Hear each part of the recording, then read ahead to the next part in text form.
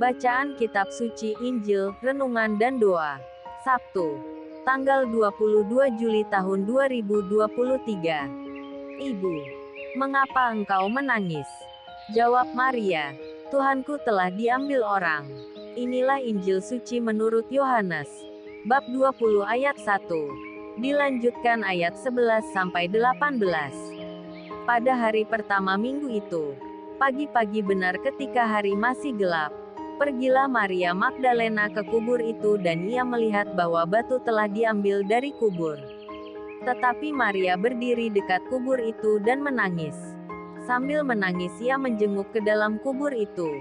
Dan tampaklah olehnya dua orang malaikat berpakaian putih, yang seorang duduk di sebelah kepala dan yang lain di sebelah kaki di tempat mayat Yesus terbaring. Kata malaikat-malaikat itu kepadanya, "Ibu, mengapa engkau menangis?" Jawab Maria kepada mereka, "Tuhanku telah diambil orang dan aku tidak tahu di mana ia diletakkan." Sesudah berkata demikian ia menoleh ke belakang dan melihat Yesus berdiri di situ. Tetapi ia tidak tahu bahwa itu adalah Yesus. Kata Yesus kepadanya, "Ibu, mengapa engkau menangis? Siapakah yang engkau cari?" Maria menyangka orang itu adalah penunggu taman. Lalu berkata kepadanya, "Tuan, jikalau Tuan yang mengambil dia, katakanlah kepadaku, di mana Tuan meletakkan dia, supaya aku dapat mengambilnya." Kata Yesus kepadanya, "Maria." Maria berpaling dan berkata kepadanya dalam bahasa Ibrani, "Rabuni," artinya guru. Kata Yesus kepadanya, "Janganlah engkau memegang aku, sebab aku belum pergi kepada Bapa. Tetapi pergilah kepada saudara-saudaraku dan katakanlah kepada mereka, bahwa sekarang aku akan pergi kepada Bapakku dan Bapamu, kepada Allahku dan Allahmu." Maria Magdalena pergi dan berkata kepada murid-murid, "Aku telah melihat Tuhan." Dan juga bahwa Dia yang mengatakan hal-hal itu kepadanya. Demikianlah sabda Tuhan. Shalom, Ibu, mengapa engkau menangis? Jawab Maria, "Tuhanku telah diambil orang." Injil hari ini, Yohanes bab 20 ayat 1, dilanjutkan ayat 11 sampai 18, perihal Yesus menampakkan diri kepada Maria Magdalena. Pertanyaan yang mengusik, mengapa justru yang menjadi saksi pertama Yesus yang bangkit adalah Maria Magdalena, bukan para murid? Jawaban yang mungkin terpikirkan adalah karena Maria Magdalena mengenang Yesus yang mati dengan hati. Sementara para murid mengenang Yesus yang mati hanya dengan pikiran.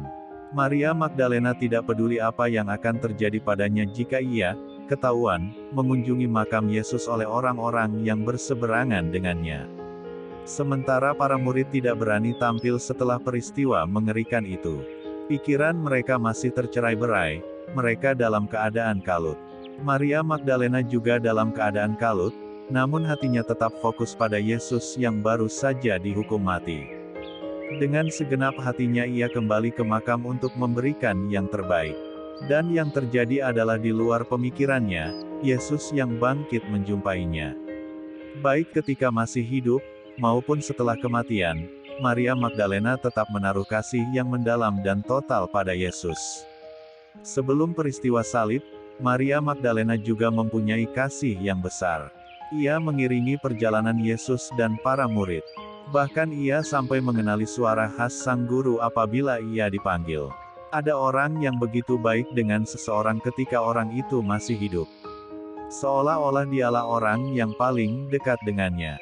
Namun ketika mati, jangankan didoakan, diurus kematiannya saja tidak. Sementara ada orang yang selama hidup sama sekali tidak perhatian, bahkan cenderung melupakan. Tetapi ketika orang itu mati, seolah-olah dialah yang paling dekat dengannya. Ia bisa menangis meraung-raung, sedihnya begitu mendalam. Padahal selama hidup, ia sama sekali tidak memberi perhatian. Tangisannya tidak akan mampu membangkitkan orang yang sudah mati. Belajar dari Maria Magdalena, mari kita memberi perhatian kepada orang-orang yang ada di sekitar kita, baik ketika masih hidup, maupun setelahnya. Perhatian itu akan sangat berdaya guna ketika kita memberinya masih dalam keadaan sama-sama hidup. Percuma saja kita menangis meraung-raung ketika ada orang mati, namun selama dia menderita menjelang kematiannya, kita tidak berbuat apa-apa. Sangat terpuji apabila kita memberi perhatian kepada orang yang sudah meninggal.